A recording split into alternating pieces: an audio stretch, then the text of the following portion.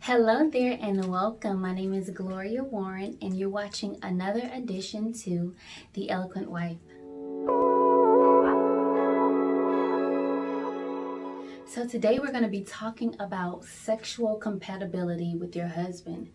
And I want to just dive into a few things because I know that sometimes it can be frustrating when two parties, when they don't see eye to eye on their sexual relationship. And so I just want to share some tips with you and just help you to just have a better prosperous marriage, what I always strive to do.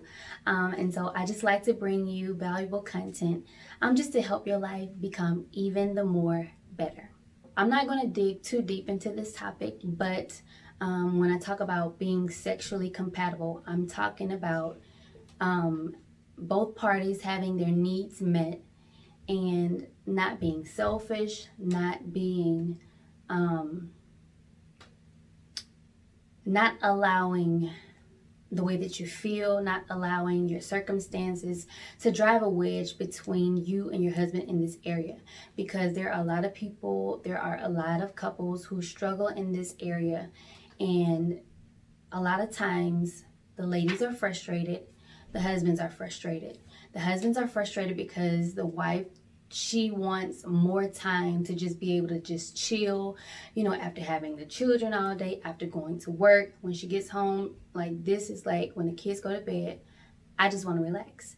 And the husband is frustrated because, okay, I'm trying to serve God.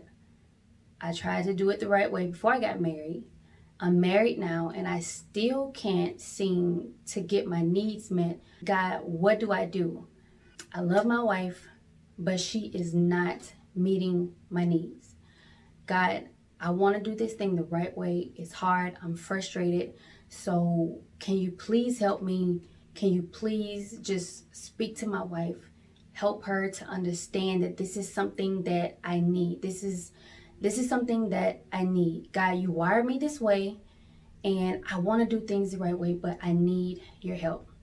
And so, since we got both parties that we can see, I want to just share with you some tips on how you can help this to run more smoothly. And the first thing is to compromise.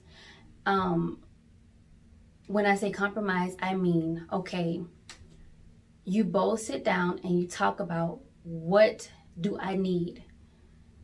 What does that look like? How many days are you comfortable with? How many days are you not comfortable with?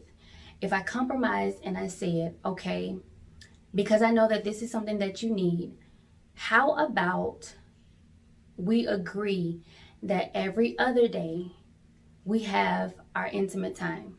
How about we agree that every 2 days, like we cannot go past the second day without meeting each other's needs? We cannot go a full week and think that that's okay.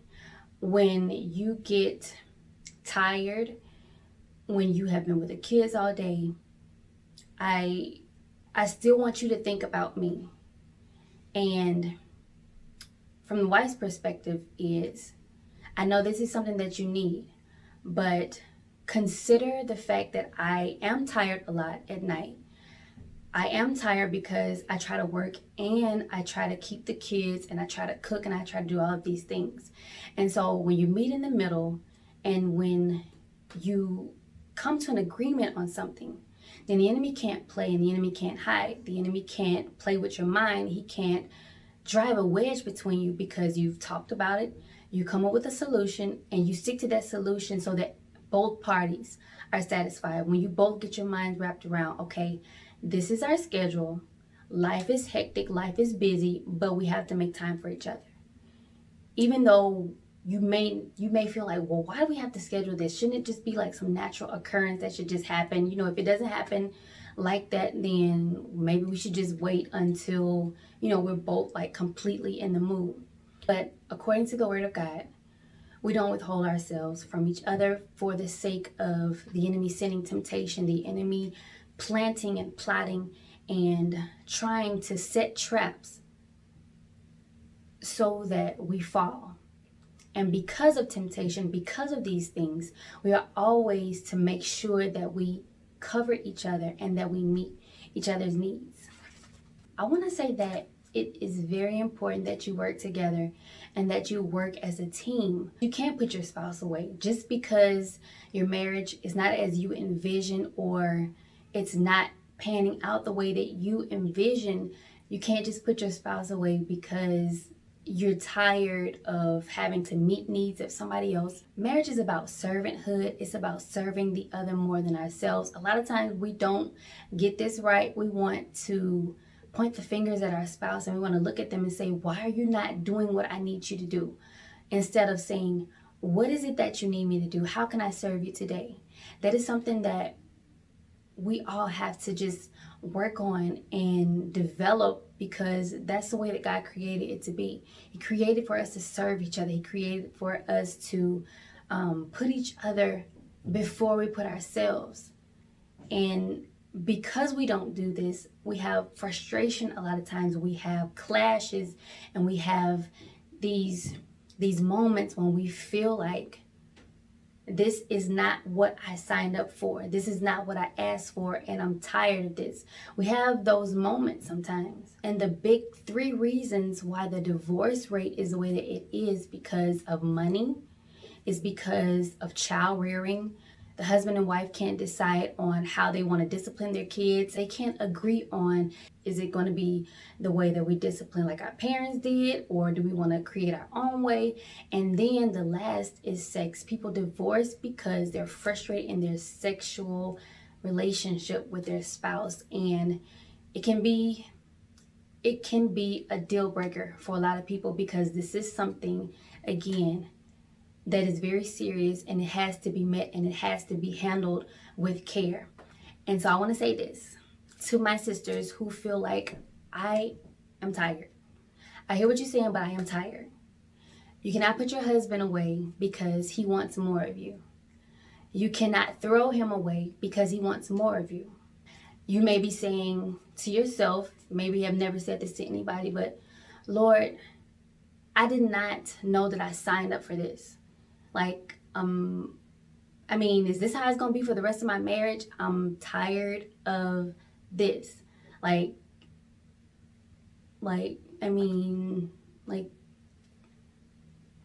and this is what I want to say. Before you got married, there was this thing that you had to do to stay in God's face, to make it to the altar so that you wouldn't fall, because your love was so deep, your love was so strong, and you wanted to express yourself in that way. And now that you're married, that you have him with you all the time, you don't want to have anything to do with him, and you're frustrated because all he wants is you. He wants this time with you. And so we have to always go back to the drawing board and say, okay, this is not God. Who wants to divide my marriage? Who wants to destroy my marriage? The enemy. Before we got married, he put all of these things in my mind to want me to lust and to want me to fall into sexual sins with him, and to give me temptations that I wasn't supposed to have.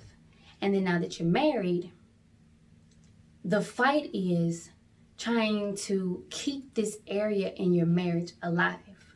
The devil is a lie. So when we understand that, I mean, it's so much bigger than we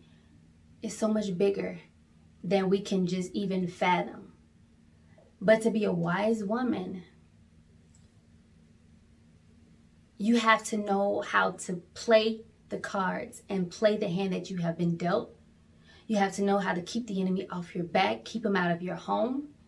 And when you don't feel like doing the right thing, or when you know the things that you should do, but you just have this block up and you just can't seem to get past it, pray about it. Ask God to give you the desires that you are supposed to have.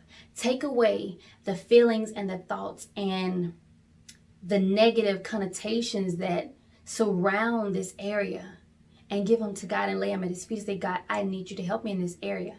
I know that this area is important to my husband, God, but I just can't seem to get out of this rut. So I need you to help me.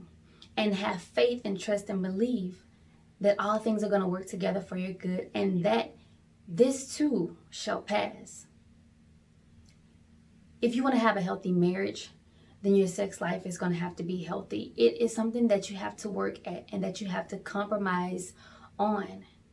But if you want a healthy, prosperous marriage, then this is an area that you're going to have to work on if this is an area that you struggle in. But know that this area is very, very important. It's important to God because He has it in His word that don't withhold yourself from your spouse.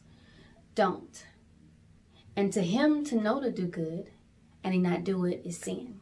So if this is your first time joining me, welcome. Again, my name is Gloria Warren, and I'm so glad that you decided to join me.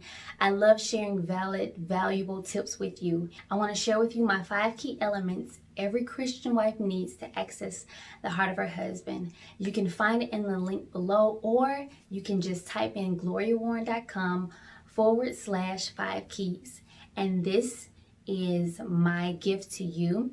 I share with you the 5 key things that will help you to just soften the heart of your husband towards you, how you can prosper as a wife, how it can help you to be more and more adored by your husband, because it just teaches and gives you